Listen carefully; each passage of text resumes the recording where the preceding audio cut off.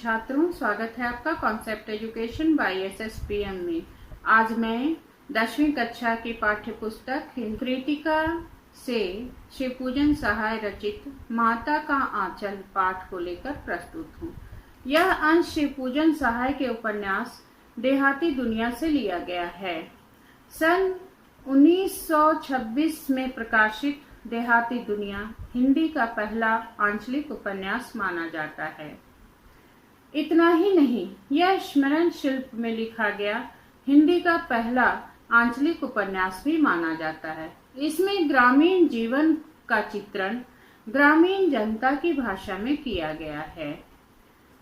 उपन्यास की भूमिका में यह संकेत दिया गया है कि ठेठ से ठेठ देहाती या अपढ़, गंवार, निरक्षर, हलवाई और मजदूर भी बड़ी आसानी से इसे समझ सकते हैं। आत्मकथात्मक शैली में रचे गए इस उपन्यास का कथा शिल्प अत्यंत मौलिक और प्रयोगधर्मी है। शिशु चरित्र भोलानाथ कथानक का दृष्टि बिंदु है। संकलित अंश में ग्रामीण अंचल और उसके चरित्रों का अनोखा चित्र है। बालकों के खेल, कौतूहल, माँ की ममता, पिता का दुलार, लोकगीत आदि अनेक प्रसंग इसमें शामिल हैं। शहर की चकाचौंध से दूर गांव की सहजता को रचनाकार ने आत्मीयता के साथ प्रस्तुत किया है। यहाँ बाल मनोभावों की अभिव्यक्ति करते करते लेखक ने तत्कालीन समाज के पारिवारिक परिवेश को भी चित्रित किया है। तो अब मैं पाठ से कहानी को पढ़ूंगी, जिसका शीर्षक है माता का आंचल तथा इसके रचनाकार हैं शिवपूजन सहाय।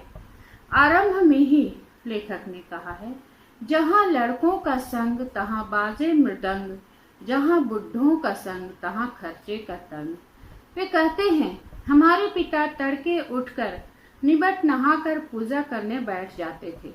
हम बचपन से ही उनके अंग लग गए थे। माता से केवल दूध पीने तक का नाता था, इसलिए पिता के साथ ही हम भी बाहर की बैठक में सोया करते थे। पिताजी अपने साथ ही हमें उठाते और नहला धुलाकर पूजा पर बिठा लेते थे। हम बबूत का तिलक लगा देने के लिए उनको दिक करते थे। कुछ हंसकर, कुछ झुंझलाकर, कुछ डांटकर वे हमारे चौड़े लिलाट में त्रिपुंड कर देते थे। हमारे लिलार में भभूत खूब फूलती थी, सिर में लंबी लंबी जटाएं थी। भभूत रमाने के बाद हम खासे बम भोला बन जाते थे। पिताजी बड़े प्यार से भोलानाथ कहकर पुकारा करते थे, पर असल में हमारा नाम था तारकेश्वर नाथ। हम भी उनको बाबूजी कहकर पुकारा करते थे और माता को मैया। जब भी बाबूजी रामायण का पाठ करते, उनकी बगल में बैठे बैठे आईने में अपना मुंह निहारा करते थे और जब वो हमारी ओर देखते तो कुछ लजाकर और मुस्कुराकर आईना नीचे रख देते थे। वे भी मुस्कुरा पड़ते थे। पूजा पाठ कर चुकने के बाद वे राम राम लिख करके अपनी रामनामा बही पर 1000 राम नाम लिखकर उसे पाठ करने की पोथी के साथ बांध करके रख दिया करते थे। 500 बार कागज के छोटे छोटे टुकड़ों पर राम राम लिखकर आटे की गोलियों में लपेटते और उन गोलियों को लेकर गंगा जी की ओर चल पड़ते थे।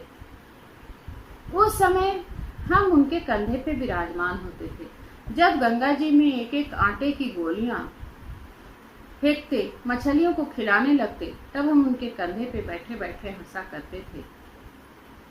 जब मछलियों को चारा देकर घर की ओर लौटते, तब बीच रास्ते में झुके हुए आम की डालों पर हमें झुलाया करते थे। कभी कभी बाबूजी हमसे कुश्ती भी लड़ते और शिथिल होकर हमारे बल को बढ़ावा देते थे। इस प्रकार उनकी लंबी लंबी मूंछों को उखाड़ने लगते, तब वो हंसते हंसते हमारे हाथों से मूंछों को छुड़ा लेते थे। इस तरह से बहुत सारे खेल वो साथ में खेला करते थे। इसके बाद हंसते हंसते घर की ओर आते, इसके साथ ही एक चौके पर खाने बैठते थे। वह हमें अपने हाथ से फूल के कटोरे में गोरस भात सान कर खिलाते थे। जब हम खाकर अफर जाते, तब मैया थोड़ा और खिलाने के लिए जिद करती थी, पर बाबूजी से वो कहती थी कि आप तो 4-4 दाने का कौर बच्चे के मुंह में देते हैं, इसमें थोड़ा खाने पर भी वो समझ लेता है कि हम बहुत खा गए। अब खिलाने के ढंग नहीं जानते, बच्चे को भर भर मुंह का कौर खिलाना चाहिए। इसके बाद वे कहती, जब खाएगा बड़े बड़े कौर तब पाएगा दुनिया में ठौर। देखिए मैं खिलाती हूँ, मर्द हुए क्या जाने कि बच्चे को कैसे खिलाना चाहिए। चलिए, और महतारी के हाथ से खाने पर बच्चे का पेट भी भरता है। यह कहकर वो थाली में दही भात सानती और अलग अलग तोता मैना आदि बना करके नाम लेकर के उन्हें खिलाती। कहती, जल्दी खा लो नहीं तो ये उड़ जाएंगे। परंतु हम उनके उड़ने के पहले ही उसे शट कर जाया करते थे। इसके बाद वे कहते हैं, बस हम उठकर उछलने कूदने लगते थे। फिर रस्सी में बंधा हुआ काठ का घोड़ा लेकर नंग धड़ंग निकल जाते थे। जब मैया अचानक पकड़ पाती तो लाख छटपटाने पर भी एक चुल्लू कड़वा तेल सिर में डाल देती थी। जब हम रोने लगते और बाबूजी उस पर बिगड़ खड़े होते, वह हमारे सिर में तेल बोतकर और बटकर ही छोड़ती थी। उसके बाद काजल की बिंदी लगाती, चोटी गुथती, उसमें फूलदार लट्टू बांधकर धोती एक कुर्ता पहना देती थी। हम खासे कन्हैया बनकर बाबूजी की गोद में सिसकते सिसकते चले आते थे। बाहर आते ही हमारी बाट जोहने वाला लड़कों का एक झुंड मिल जाता था और हम उन खेल के साथियों को देखते ही सिसकना भूलकर बाबूजी की गोद से उतर पड़ते थे और अपने हमजोलियों में मिलकर तमाशे करने लगते थे। तमाशे भी ऐसे वैसे नहीं, तरह तरह के नाटक। चबूतरे का कोना ही नाटक घर बनता था। बाबूजी की छोटी चौकी जिस पर बैठकर वो नहाते थे वही रंगमंच बनती। उसी पर सरकंडे के खंभों पर कागज का चंदोवा तानकर मिठाइयों की दुकान लगाई जाती थी। उसमें चिलम के खोचे पर कपड़े के थालों में ढेले के लड्डू, पत्तों की पूरी कचौरियां, गीली मिट्टी की जलेबियां, फूटे घड़े के टुकड़ों के बताशे आदि मिठाइयां सजाई जाती थी। ठीकरों के बटखरे और जस्ते के टुकड़ों के पैसे बनते। हम ही लोग खरीदार और हम ही लोग दुकानदार। बाबूजी भी 2-4 गोरखपुरिये पैसे खरीद लेते थे। थोड़ी देर में मिठाई की दुकान बढ़ाकर हम लोग घरौंदा बनाते थे। धूल की मेड़ दीवार बनती और तिनकों का छप्पर, दातुन के खंबे की दिया सलाई, पेटियों की किवाड़, घड़े के मुहड़े की चूल्हा चक्की, दिए की कढ़ाई और धूल की पिसान, बालू की चीनी। हम लोग जो नाद तैयार करने बैठते थे तभी पंगत बैठ जाती थी। बाबूजी धीरे से आकर पात के अंत में जीमने के लिए बैठ जाते और उनको बैठते देखकर हम लोग हंसकर घरौंदा बिगाड़कर भाग खड़े होते थे। वह भी हंसते हंसते लोटपोट हो जाते थे और कहते, फिर कब भोज होगा भोलानाथ। कभी कभी हम लोग बारात का जुलूस भी निकालते थे। कनस्तर का तंबूरा बनता था, अमोले को घिसकर शहनाई बजाई जाती थी। टूटी चूहेदानी की पालकी बनती, हम समधी बनकर बकरे पर चढ़ लेते। चबूतरे के कोने से चलकर बारात दूसरे कोने में जाकर दरवाजे लगती थी। वहीं काठ की पटरियों से घिरे, गोबर से लिपे, आम के केले की टहनियों से सजाए हुए छोटे से कुल्हिए का कलसा रखा रहता था। वहां पहुंचकर बारात फिर लौट आती थी। लौटने के समय खटोली पर लाल ओहार डालकर उसमें दुल्हन को चढ़ा लिया जाता था। लौट आने पर बाबूजी जो ही ओहार उगार कर दुल्हन का मुख निरखने लगते थे, हम लोग हंसकर भाग जाते थे। थोड़ी देर बाद फिर लड़कों की मंडली जुट जाती। इकट्ठा होते ही राय जमती कि खेती की जाए। बस चबूतरे की छोर पर घिरनी गड़ जाती थी। उसके नीचे की गली कुआं बनती थी। मूंज की बटी हुई रस्सी में एक चुक्कड़ बांधकर गराड़ी पर लटका दिया जाता था। 2 लड़के बैल बनकर मोट खींचने लगते थे। चबूतरा खेत बन जाता था और कक्कड़ बीज हल जुआ था। बड़ी मेहनत से खेत जोते बोए और पटाए जाते थे। फसल तैयार होते देर नहीं लगती थी। हम हाथों हाथ फसल काट लेते थे। काटते समय गाते थे, ऊंच नीच में बई कियारी, जो उपजी सो भई हमारी। फसल को काट कर एक जगह रखकर पैरों से रौंद डालते थे। कसोरे का सूप बनाकर उसाते। मिट्टी के दिए की तराजू पर तौल कर राशि तैयार करते। बस फिर क्या था, बाबूजी आकर पूछ बैठते थे, इस साल की खेती कैसी रही भोलानाथ। बस फिर क्या, हम लोग ज्यों का त्यों खेत खलिहान छोड़कर हंसते हुए भाग जाते। कैसी मौज की खेती थी। ऐसे ऐसे नाटक हम लोग बराबर खेला करते थे। बटोही भी कुछ देर ठिठक कर हम लोगों के तमाशे देख लेते थे। कभी कभी हम लोग ददरी के मेले जाने वाले आदमियों का झुंड देख पाते, तब कूद कूद कर चिल्लाने लगते थे, चलो भैयों ददरी सत्तू पिसान की मोटरी। और अगर किसी दूल्हे के आगे जाती हुई ओहारदार पालकी देख लेते, तब खूब जोर से चिल्लाने लगते थे, रहरी में रहरी कुरान रहरी डोला के कन्या हमार मेहरी। इसी पर एक बार एक बूढ़े वर ने बड़ी दूर तक खदेड़ कर ढेलों से मारा था। उस खसूट खब्बिश की सूरत आज तक हमें याद है। न जाने किस ससुर ने वैसा जमाई ढूंढ निकाला था। वैसा घोड़ा मुहा आदमी हमने आज तक नहीं देखा। आम की फसल में कभी कभी खूब आंधी आती थी। आंधी के दूर निकल जाने पर हम लोग बाग की ओर दौड़ पड़ते थे। वहीं चुन चुन कर गुले गुले गोपी आम चाटते थे। एक दिन की बात है, आंधी आई और पट पड़ गई। आकाश काले बादलों से घिर गया। मेघ गरजने लगे, बिजली कौंधने लगी, हवा सनसनाने लगी और पेड़ झूमने लगे।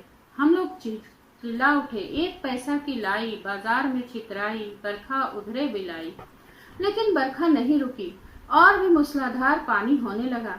हम लोग पेड़ की जड़ों से धड़ से सट गए थे, जैसे कुत्ते के कान में अठई चिपक जाती है। मगर बरखा जमी नहीं, थम गई। बरखा बंद होते ही बाग में बहुत से बिच्छू नजर आए। हम लोग डर कर भाग चले। हम लोगों में बैजू बड़ा ही ढीठ था। संयोग की बात, उसी समय मूसन तिवारी मिल गए। बेचारे बूढ़े आदमी को सोचता कम था। बैजू उनको चिढ़ा कर बोला, बुढ़वा बेईमान मांगे करेला का चोखा। हम लोगों ने भी बैजू के सुर में सुर मिलाकर यही चिल्लाना शुरू कर दिया। मूसन तिवारी ने बेतहासा खदेड़ा। हम लोग तो बस अपने अपने घर की ओर आंधी हो चले। जब हम लोग मिल न सके, तब तिवारी जी सीधे पाठशाला में चले आए और वहीं हमको और बैजू को पकड़ लाने के लिए 4 लड़के गिरफ्तारी का वारंट लेकर छूटे। इधर जो ही हम लोग घर पहुंचे, त्यों ही गुरु जी के सिपाही हम पर टूट पड़े। बैजू तो 9-2-11 हो गया। हम पकड़े गए। फिर तो गुरु जी ने हमारी खूब खबर ली। बाबूजी ने यह हाल सुना तो दौड़े हुए पाठशाला आए। गोद में उठाकर फुसलाने और पुचकारने लगे, पर हम चुप होने वाले लड़के नहीं थे। रोते रोते उनका कंधा आंसुओं से तर कर दिया। वह गुरुजी की चिरौरी करके हमें घर ले चले। रास्ते में हमारे साथी लड़कों का झुंड मिला। वे जोर से नाचते और गाते थे, माई पकाई गरर गरर पुआ, हम खाई पुआ, खेलब ना जुआ। बस फिर क्या था, हमारा रोना धोना भूल गया। बाबूजी की गोद से उतरकर लड़कों की मंडली में मिलकर गाने और वही सुर अलापने लगे। तब तक लड़के सामने वाले मकई की खेत की ओर दौड़ पड़े। उनमें चिड़ियों का झुंड चल रहा था। वे दौड़ दौड़ कर उन्हें पकड़ने लगे। एक भी हाथ नहीं आई। हम खेत में अलग होकर गा रहे थे, राम जी की चिड़ई राम जी का खेत, खा लो चिड़ई भर भर पेट। हमसे कुछ दूर बाबूजी और गांव के आदमी खड़े होकर तमाशा देख रहे थे और यही कहकर हंसते थे कि चिड़िया की जान जाए और लड़कों का खिलौना। सचमुच लड़के और बंदर पराई पीर नहीं समझते। एक टीले पर जाकर हम लोग चूहों के बिल में पानी उलीचने लगे। नीचे से ऊपर पानी फेंकना था। हम सब थक गए। गणेश जी के चूहे की रक्षा के लिए शिव जी का सांप निकल आया। रोते चिल्लाते हम लोग बेतहाशा भाग चले। कोई औंधा गिरा, कोई अंटा चित, किसी का सिर फूटा, किसी के दांत टूटे। सभी गिरते पड़ते भागे। हमारी देह लहूलुहान हो गई। पैरों के तलवे कांटों से छलनी हो गए। हम एक सुर में दौड़े हुए आए और घर में घुस गए। उस समय बाबूजी बैठक के ओसारे में बैठकर हुक्का गुड़गुड़ा रहे थे। उन्होंने हमें बहुत पुकारा, पर उनकी अनसुनी करके हम दौड़ते हुए मैया के पास चले गए। जाकर उसी की गोद में शरण ली। मैया चावल अमनिया कर रही थी। हम उसी के आंचल में छिप गए। हमें डर से कांपते देखकर वह जोर से रो पड़ी और सब काम छोड़ बैठी। अधीर होकर हमारे भयभीत होने का कारण पूछने लगी। बड़े संकट में पड़ गई थी। आंचल से पोंछकर चूम लेती। झटपट हल्दी पीसकर घाव में लगाई गई। तभी केवल हम धीमे सुर में सा सा करते हुए रो रहे थे, आंचल में लुके जा रहे थे। तभी मैया बार बार निहार कर रोती थी। हम आंखें खोलना चाहते थे, पर वे खुलती ही नहीं थी। इसी समय बाबूजी दौड़े आए। उन्होंने झट हमें मैया के गोद से अपनी गोद में लेना चाहा, पर हमने मैया के आंचल की प्रेम और शांति के चंदोवे की छाया नहीं छोड़ी। अब मैं पाठ से प्रश्नों के उत्तर दूंगी। प्रस्तुत पाठ के आधार पर कहा जा सकता है कि बच्चे का अपने पिता से अधिक जुड़ाव था, फिर भी विपदा के समय वह पिता के पास नहीं जाकर माँ की शरण लेता है। आपकी समझ में इसकी क्या वजह हो सकती है? जिसका उत्तर है माँ का आंचल प्रेम तथा शांति का चंदोवा है। विपदा में घबराए हुए बच्चे के लिए माँ का आंचल प्यार और शांति देने वाला चंदोवा है, जिसकी शीतल छाह के तले वह स्वयं को सुरक्षित महसूस करता है। दूसरा कारण है, यद्यपि पिता और पुत्र में गहरा प्रेम था, पिता उसे सुबह से शाम तक अपने साथ रखते थे, उसके खेलों में शामिल होकर मित्र की भूमिका निभाते थे, किंतु माँ जैसी कोमलता और ममता उनके पास नहीं थी, जिसकी जरूरत उस समय बच्चे को थी। घबराए हुए बच्चे को अंग लगाना, उसको आंचल में छिपाना, आंखों में आंसू भर लाना आदि भाव माँ के पास ही होते हैं। ऐसी घड़ी में ये सभी बातें घाव पर मरहम लगाती हैं। इसका अन्य कारण ये भी है कि माँ का संतान से 9 माह पूर्व ही संबंध जुड़ जाता है। इसी कारण बच्चे का माँ से आत्मीय भाव ज्यादा गहरा हो जाता है। जब मृत्यु जैसी आपदा सर्प के रूप में उसके सामने आती है, तो जन्म देने वाली माँ की शरण में ही वो प्राण रक्षा के लिए दौड़ता हुआ जाता है। अगला प्रश्न है, आपके विचार से भोलानाथ अपने साथियों को देखकर सिसकना क्यों भूल जाता है? भोलानाथ को अपने साथियों के साथ खेलने में बहुत मजा आता था। जैसे ही वह अपनी मित्र मंडली को देखता तो सिसकना भूल जाता था।